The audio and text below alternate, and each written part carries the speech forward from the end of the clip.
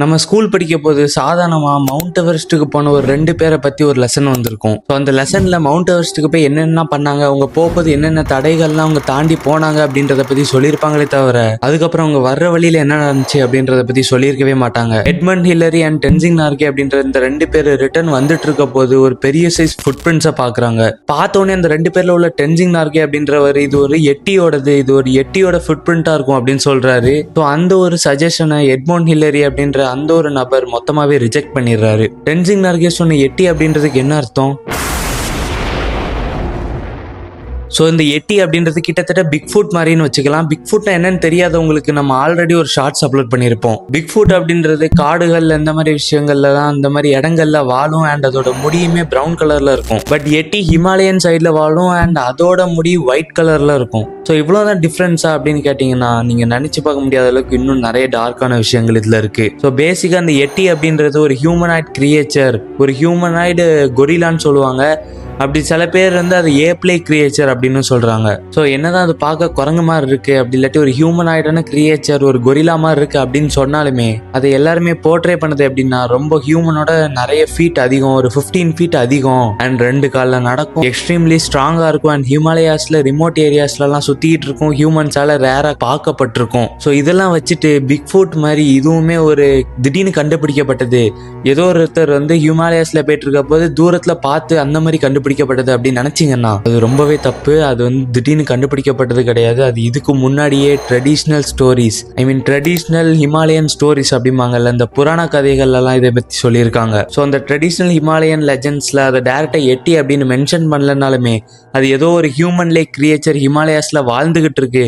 இன்னும் சில இதில் அது இந்த ஒரு பர்டிகுலர் ஹியூமன் லைக் கிரியேச்சர் அந்த ஹிமாலயாஸை ப்ரொடெக்ட் பண்ணிட்டு இருக்கு, இந்த மாதிரி ஸ்டோரிஸ் அந்த லெஜெண்ட்ஸ்ல இருக்கு. ஸோ இந்த எட்டி அப்படின்ற கிரியேச்சரை மாடர்ன் டேஸ்ல அபாமினபிள் ஸ்னோமேன் அப்படின்னு கூப்பிட ஆரம்பிச்சிருக்காங்க. ஸோ இதையும் வந்து ஒரு ஃபிக்ஸ்டான மைண்ட் செட்ல அவங்க கிரியேட் பண்ண கிடையாது. இந்த நேமையே வந்து யாரோ ஒருத்தர் சைட்டிங்ஸ்ல பார்த்ததை வச்சு இது எப்படி டிஸ்கிரைப் பண்றதுன்னு தெரியாம இதுக்கு ஒரு ப்ராப்பரான நேம் கொடுக்கறதுக்கான டைம் இல்லாம இது அபாமினபிள் ஸ்னோமேன் அப்படின்னு வச்சிருக்காரு. ஸோ இந்த பேரை வச்சது ஒரு ஜேர்னலிஸ்ட். ஸோ எட்டி எந்த மாதிரி இடத்துலலாம் வாழும், எந்த மாதிரி இடத்துலலாம் ஹியூமன்ஸ் வாழும் அப்படின்னு சொல்லிட்டு நம்புறாங்க அப்படின்றத பார்ப்போம். ஏன்னா எட்டின்றது ஒரு பெர்ஃபெக்டா ஒரு சயின்டிஃபிக்கலி ப்ரூவ்டு கிரியேச்சர் கிடையாது.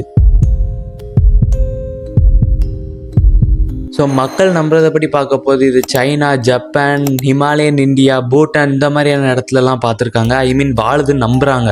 ஸோ ஏன் இந்த மாதிரி இடத்துல வாழுது, இந்த மாதிரி இடத்துல ஏன் வாழும் அப்படின்னு சொல்லிட்டு நம்புறாங்கன்னா, இப்போ நான் சொன்ன இந்த 4 இடமுமே ரிமோட் ஏரியாஸ் அப்படின்னு சொல்லுவாங்க. இந்த இடத்துல யாருனாலையும் அவ்வளோ சீக்கிரத்தில் பெயர முடியாது. ஃபார் எக்ஸாம்பிள் ரொம்ப அடர்ந்த காடுகள் இருக்கிற இடமா இருக்கட்டும், இல்லைன்னா மக்களால் போக முடியாத அளவுக்கு ரொம்ப ஹைட்டாக இருக்கிற ஹிமாலயாஸாக இருக்கட்டும், ஐ மீன் ஹியூமன்ஸ் கிளைம் பண்ணதுக்கு எக்ஸ்ட்ரீம்லி டிஃபிகல்ட்டான மவுண்டெயின்ஸ்ல இருக்குன்னு சொல்ல வரேன். ஸோ எட்டி இவ்வளோ பேருக்கு ரீச் ஆனதுக்கு வேற என்னெல்லாம் காரணம்? ஸோ அந்த எட்டி, பிக் ஃபுட் இது எல்லாத்துக்குமே ப்ரூஃப்ஸ் வச்சிருந்திருக்காங்க.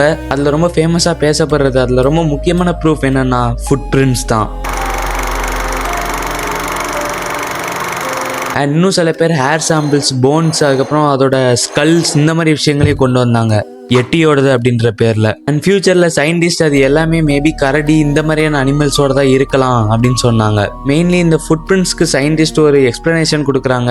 இது மேபி கரடியோட தான் இருக்கலாம், அப்படி இல்லைன்னாலுமே இது வந்து ஒரு சின்ன விலங்கு அந்த இடத்துல கால் வைக்க போது நாளடைவில் அந்த ஃபுட் பிரிண்ட்ஸ்ல உள்ள அந்த ஸ்னோ, எட்ஜில் உள்ள ஸ்னோலாம் மெல்ட் ஆக ஆரம்பிச்சு, அப்படி இல்லைன்னா காத்தடிச்சு அந்த கேப் பெருசாக ஆரம்பிச்சு, இந்த மாதிரி விஷயங்கள்லாம் அப்புறம் அந்த ஸ்னோ மொத்தமா கட்டியாக போது அந்த அவுட்புட்டே ஒரு ஜெயன்ட் ஃபுட் பிரிண்ட்ஸா இருக்கலாம். அதனாலதான் இந்த பெருசா ஒரு ஃபுட் பிரிண்ட்ஸ் பார்க்கப்படுது அப்படின்னு சொல்றாங்க. இதுவுமே ஒரு வேலிடான எக்ஸ்பிளனேஷன் தான். பட் அவங்களால கன்ஃபார்மா அது எட்டியோடது இல்லை அப்படின்னு சொல்ல முடியல. பட் இதுல முக்கியமா இந்த எட்டி அப்படின்ற உயிரினத்தை எல்லாருமே பனிக்கரடியா தான் பார்த்துட்டு இந்த மாதிரி மிஸ் அண்டர்ஸ்டாண்ட் ஆகி கம்ப்ளைண்ட் பண்ணியிருக்காங்க அப்படின்னு சொல்றாங்க.